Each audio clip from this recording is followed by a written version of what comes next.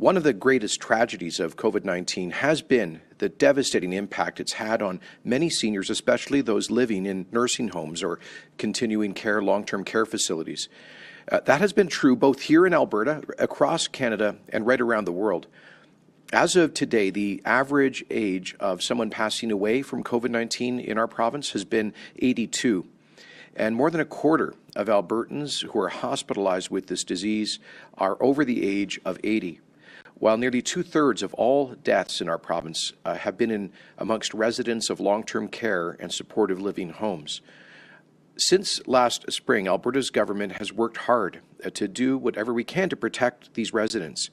When the virus first arrived, we put strong protocols in place to protect residents of long-term care facilities, covering everything from visitation policies to mandatory operational and outbreak protocols that all facilities must follow to this day. These strong actions have helped to protect everyone involved, but they've also hit these facilities hard. For 11 months, the operators of these nursing homes and similar places for congregate care for seniors, well, they've worked diligently, adapting to rapidly changing circumstances while they continue to care for elderly or vulnerable residents and others in need. To help, last spring, Alberta's government started providing over $7 million every month to contracted continuing care operators. This was to increase healthcare aid staffing levels and top up the aides' wages by $2 per hour. This funding is part of the more than $260 million that we've invested to support the safety of residents and staff at long-term care, designated supportive living facilities, and at seniors' lodges.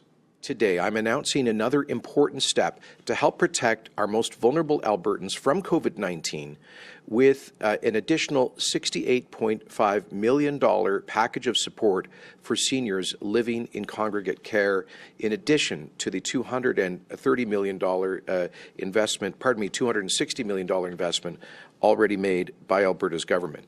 No continuing care resident should worry that they will have to use their retirement savings to support additional costs associated with the pandemic.